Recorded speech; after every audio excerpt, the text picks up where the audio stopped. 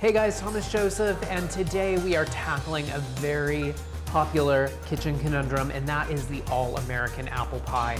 Now, there are tons of apples in the marketplace, and Thanksgiving is right around the corner, and today I'm gonna show you all of the tricks, tips you need to have a wonderfully successful apple pie.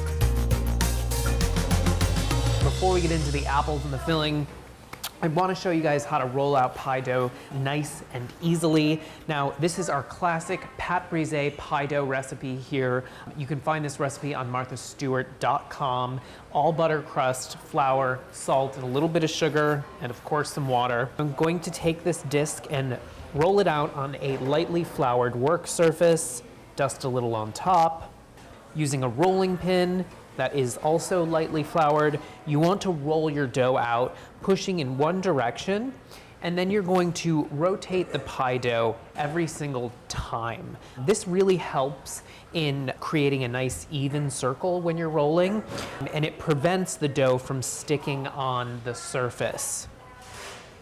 So pushing, turning the dough itself. And I'm not really applying pressure when I roll back the rolling pin, so I'm just really rolling out the dough in one direction. So keep rolling. If you see that the edges of the dough are beginning to crack, what you can do is you can take a bench scraper and just very gently push those cracks back into the dough. But if you've made your pie dough just right, and we have done numerous kitchen conundrums on the perfect pie dough, you should be very successful at rolling it out. So I'm looking for about a 13-inch diameter on this rolled dough, and that will fit nicely in a 9-inch pie plate. And I think whenever I'm making double crust pies, you guys, I think I've said this before, using a glass pie plate is really key. One of the major issues people have with apple pies and other double crust pies is that the bottom crust never cooks. It's always kind of soggy in the end. And you really need to have that glass pie plate because it's the only way you'll be able to see whether or not you're cooking your pie long enough to get a crisp bottom crust to your pie. So this looks good. What I'm gonna do now is I'm going to roll this dough up onto my rolling pin, and this really is the easiest way to get it into the pie plate. If you have any excess flour on the bottom of your crust, you can brush it off with your hands, or you could use a pastry brush, but just gently pick up the dough and then kind of unravel it into your pie plate. And if you guys are enjoying this recipe, remember to like and subscribe. So I'm just gently fitting this into the pie plate here, and then this needs to go into the refrigerator to chill, and I'm gonna roll out my other crust. All right, so the pie dough, it's been rolled out, it's chilling in the refrigerator, and now we're getting to the filling, to the apples.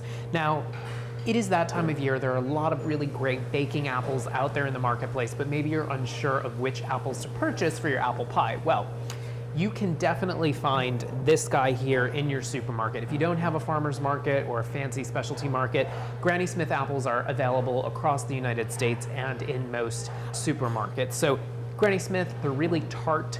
They are great baking apples because they maintain their structure, so they don't melt down into mush or to applesauce. And that's really the key characteristic that you're looking for in baking apples. So Granny Smith, I also have Cortland apples here. This is a Braeburn, which is also a great baking apple, and we have Mutsu as well. Now, if you can find multiple varieties and create a mix, you will get a better flavored pie, and you will get slightly varied texture, which is really ideal when you're making an apple pie. So find as many as you can, and in total for this recipe, you're gonna need 4 pounds of apples, which I already have peeled, cored, and cut up into about 1/4-inch slices here. Now to this, I'm going to add the spices, the thickening agent, and the sugar to counteract all of that acidity that's in the apples. But first and foremost, to make this a spiced apple pie, I'm using a little bit of lemon zest in addition to the warm spices that are typical of an apple pie. So I need a tablespoon of lemon zest here, and in addition to that, 2 teaspoons of lemon juice. And the lemon juice really helps to complement the sugar that you're going to be adding. It adds a nice bright flavor. All right, so the zest goes right into the apples here, and 2 teaspoons of lemon juice. And that looks pretty good.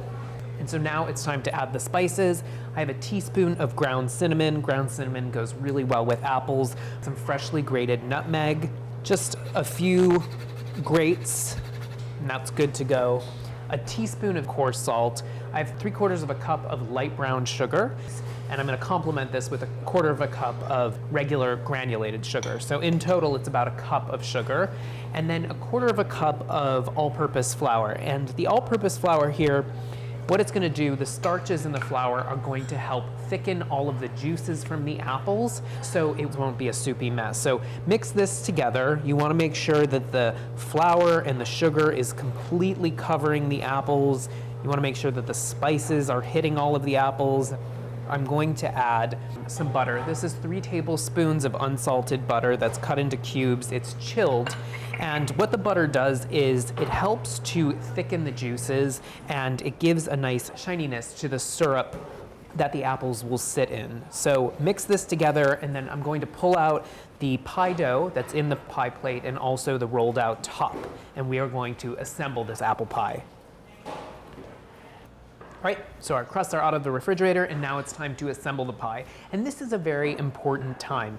You need to know a few tricks here. So instead of what most people would do is they would just take the bowl and dump the apples right into the pie shell, what I think is a better idea, and you have to get your hands dirty a little bit here, guys, is to take the apples and arrange them in the pie plate. Now what this does is if you fit them in nice, neatly and snug, it decreases the amount of air pockets that you would get or spaces that don't have any apples. And in the end, what will happen is when you bake your pie, the apples cook down, right? And so they are gonna eventually create an air pocket in between the top crust and the apples themselves, the final baked apples. And what that usually does is the crust then either collapse or you have a huge gap between the two. So fitting the apples nice and neatly and nice and snugly together decreases the amount of negative or absent space. So kind of putting them in here by hand, it might take a few minutes extra, but it really will give you a successful pie in the end. And then don't leave any of this stuff behind in the bowl, you guys, because this is extra flour and sugar, and you really need it to balance out the juices and the apples. If you eliminate some of the flour here, if you just poured this down the drain or threw it in the garbage, your pie filling might not get as thick as it should be, which will eventually give you a soggy crust. So scrape all this out, make sure it goes in on top of your apples. And now what I'm gonna do is I'm going to take the top crust and place it right over the bottom and the filling. And at this point, take a pair of kitchen shears and trim the crust. You wanna make sure that you're leaving about a 1/2 inch border around the rim of the pie plate. Now with this leftover pie dough, you could cut out little leaf shapes or little apples or something like that to put on top to embellish your top crust, or you could just bake it off with a little bit of cinnamon and sugar and have like a little snack for the kids. And now, once we have this trimmed nicely, what you're gonna do is you're gonna take the edge that overlap and you're going to pinch, and maybe even using a little bit of bench flour on your fingers, you're gonna pinch the pie dough together, and then you're going to turn it underneath, right on top of the lip of the pie plate. So pinch, turn, building up the edge, building a crust, which we're going to eventually crimp. And what this does is it seals the crust together and will help to keep the juices and the filling inside the pie. It won't erupt and come out the sides. All right, and now for a decorative edge, you're gonna crimp the crust.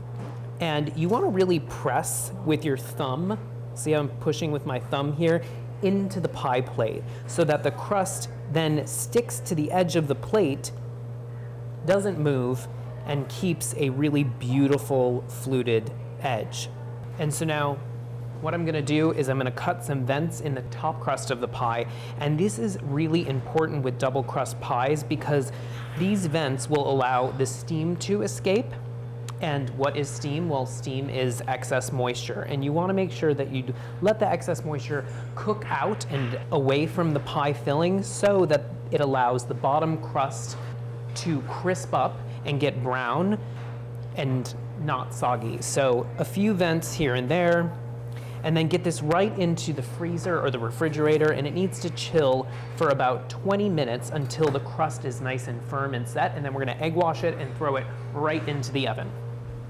All right, so the pie has been in the refrigerator for about 30 minutes. It's nice and chilled and firm. And now to make an egg wash, I have an egg yolk and a tablespoon of heavy cream. I'm just gonna mix this together, and you'll get a different shine to the crust depending on which egg wash you use.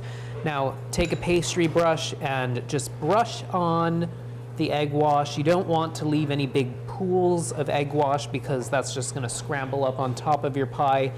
You just want a nice light coat and something for the sanding sugar to adhere to. Now make sure your oven is preheated to 400 degrees, and I like to have the rack in the lower third of the oven because generally the bottom of the oven and the back of the oven are the hottest places in your oven, and we really want to concentrate a lot of heat on the bottom of the pie to crisp up that bottom crust. This looks lovely. And now for a little bit of sanding sugar. I'm using fine sanding sugar. I prefer to use this to the coarse sanding sugar, but if you only had coarse, go ahead and use it. You could also simply use regular granulated sugar. It won't give you as shiny of a top, but it will certainly give a sugary crunch. But right now, once you have the egg wash and the sugar on, get this right into your oven. It's gonna bake for about 25 minutes at 400 degrees until the crust is lightly starting to brown and is set. And then you're gonna reduce the temperature to 375 degrees, and the pie's gonna bake for about an hour to an hour and 10 minutes, guys. And take a look under the bottom of the pie, guys. Make sure that bottom crust is brown. Into the oven we go.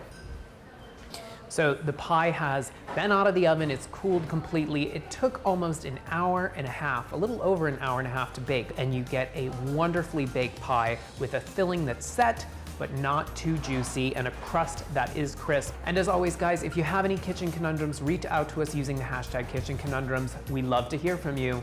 Enjoy your apple pie, guys.